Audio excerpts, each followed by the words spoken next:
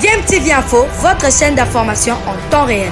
La politique, la santé, le sport, les faits de société, la musique, les rumeurs et bien plus encore. Vous découvrirez cela dans notre chaîne DMTV Info.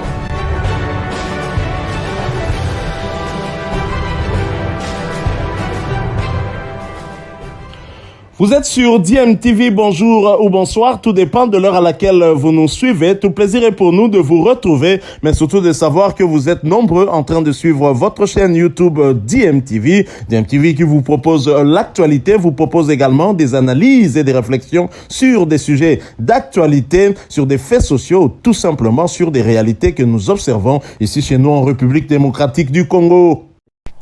Hector Raoul Cooper, le technicien argentin très expérimenté des léopards de la République démocratique du Congo, recourt à Théo Bongonda. En prévision du prochain stage des léopards, Hector Cooper a fait appel à Théo Bongonda, attaquant belgo-congolais, évoluant du côté du Racing Club de Genk. Pour l'heure, le joueur qui n'a pas encore confirmé officiellement sa disponibilité pour enfiler le maillot des léopards de la République démocratique du Congo, néanmoins, certains médias belges le confirment déjà. Des avances lui sont faites depuis Jean-Florent Ibenge Ikwangé, mais toujours est-il que le joueur ne s'est jamais senti prêt à représenter le pays de ses parents. Peut-être qu'il a changé d'avis, l'attente de la sélection belge étant trop longue pour Théo Bongonda, qui serait finalement enclin à l'idée d'une aventure internationale avec la RDC qui est à 180 minutes d'une Coupe du Monde. Les Léopards préparent en effet les barrages des qualifications au Mondial Qatar 2022. Alors si Théo Bongonda n'a pas encore donné suite à cette convocation, les médias belges quant à eux se sont enflammés sur cette information. La dernière heure, dhnet.be titre Théo Bongonda appelé par la République démocratique du Congo. Le joueur de Genk Théo Bongonda a été appelé en sélection par la République démocratique du Congo et son entraîneur Hector Cooper a révélé le club limbourgeois vendredi. L'ailier de 26 ans partira à la fin du mois en stage avec les Léopards. Non qualifié pour la Coupe d'Afrique des Nations qui se joue actuellement au Cameroun. Lors de celui-ci, un match de préparation sera également au programme en vue des barrages de la prochaine Coupe du Monde qui aura lieu au Qatar à la fin de l'année. Bongonda évolue depuis l'été 2019 sous les couleurs du KRC Genk et est régulièrement associé au Diable Rouge. Cependant, bien que son nom ait été prononcé régulièrement par les médias, il n'a jamais obtenu la moindre convocation de la part de l'entraîneur fédéral Roberto Martinez. Vu qu'il possède aussi la nationalité congolaise, Théo Bongonda semble désormais se diriger vers cette sélection. Un choix qui ne serait pas encore entériné définitivement après la rencontre amicale lors du stage, puisque seuls les matchs officiels sont pris en compte pour valider une nationalité sur le plan sportif. Tant qu'il n'aura pas joué une rencontre officielle pour la RDC, Théo Bongonda reste toujours sélectionnable par Roberto Martinez. Alors, du côté RTBF, qui est un média belge officiel, également, on n'a pas manqué de parler de l'ailier belgo-congolais. Théo Bongonda, appelé par la République démocratique du Congo, clap de fin pour les Diables Rouges, s'interroge ce média belge. Il y a aussi la Libre.be, un autre média belge qui a également titré Théo Bongonda appelé par la République démocratique du Congo. Alors bien évidemment, ce ne sont pas ces seuls médias qui ont parlé du joueur belgo-congolais, un ailier en tout cas très intéressant dont le profil pourrait apporter beaucoup de bien à cette équipe nationale de la République démocratique du Congo. Il y a un autre média belge, wallfoot.be, qui a donné un peu plus de détails et qui a même titré Théo Bongonda a accepté de jouer avec l'équipe nationale du Congo. Le numéro de Genk n'avait jamais été appelé chez les Diables Rouges. Il aurait donc décidé de jouer avec une autre sélection nationale. Selon les informations du journal flamand Last News, Théo Bongonda, joueur du KRC Genk, aurait aurait accepté de jouer avec le Congo. Il partirait en effet ce lundi vers Bahreïn où la sélection nationale prépare les prochains matchs de qualification pour la Coupe du Monde. Belang Van Limburg, qui relaie également cette information, ajoute que l'équipe nationale du Congo sera à Bahreïn du 24 au 2 février prochain. Un match amical est déjà prévu contre le pays hôte le 1er janvier. Hector Cooper avait appelé Bongonda, qui a 26 ans, lui qui possède la double nationalité belge et congolaise. Il compte 4 sélections chez les U19 et 8 sélections chez les Diablotins, mais n'a jamais été appelé chez les Diables Rouges, malgré quelques appels du pied de sa part ces dernières années. Voilà donc Théo Bongonda qui se rapproche à une vitesse de TGV de la sélection de la République démocratique du Congo, un joueur convoité depuis un moment par les Congolais. Nous avions d'ailleurs fait un sujet sur cela. Alors si, bien évidemment, les médias belges confirment cela, il y a aussi son club, mais surtout d'ailleurs son club qu'il a également confirmé, c'est le KRC Genk.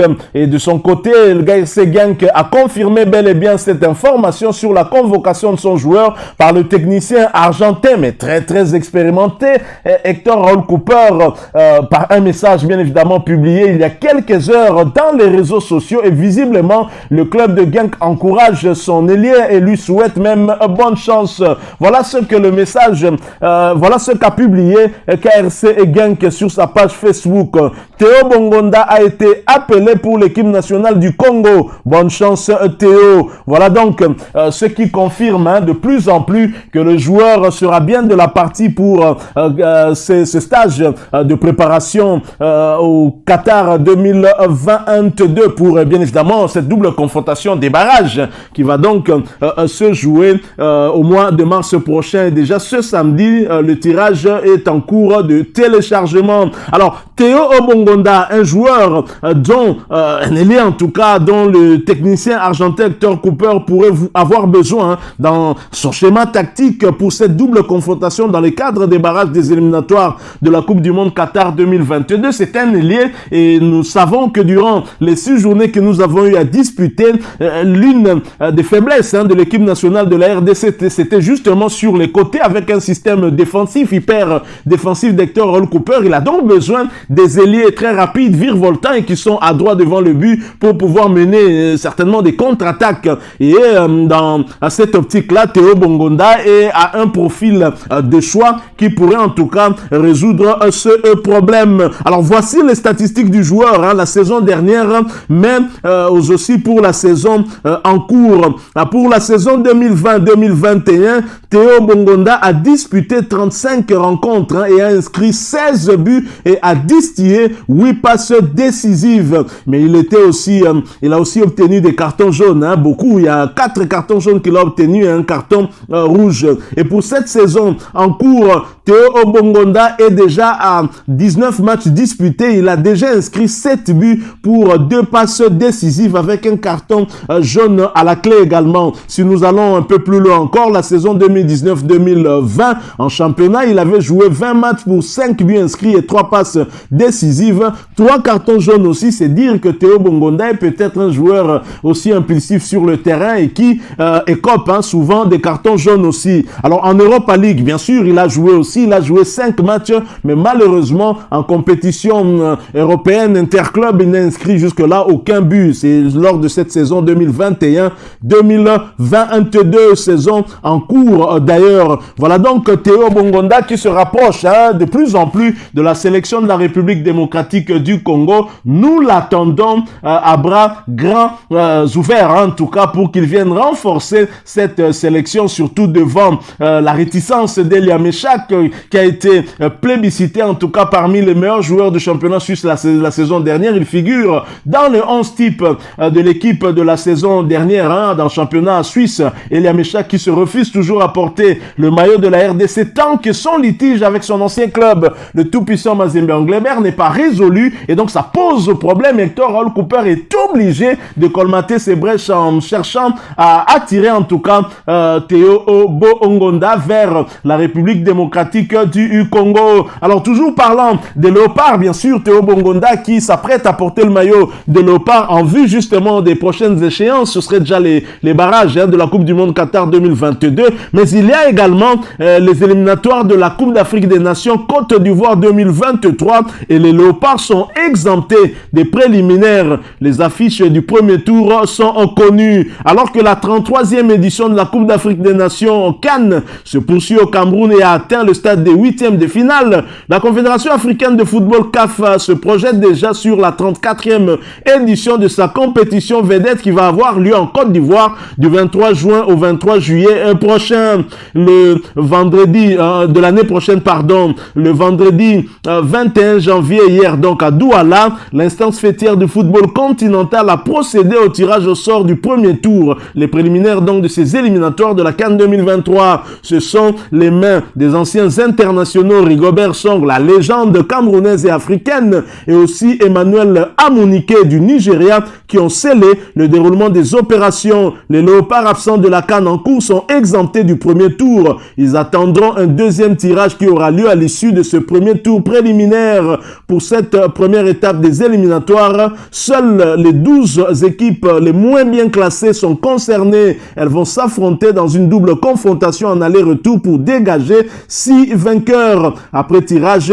les différentes combinaisons se présentent comme suit. La Somalie sera aux prises à l'Eswatini, autrement dit le Swaziland, alors que le Tchad va matcher la Gambie qui fait une très belle Coupe d'Afrique des Nations. Le Seychelles sera aux prises au Lesotho, alors que l'Érythrée va matcher le Botswana et le Djibouti, le Soudan du Sud. Sao Tomé Principe fera face à l'île Maurice.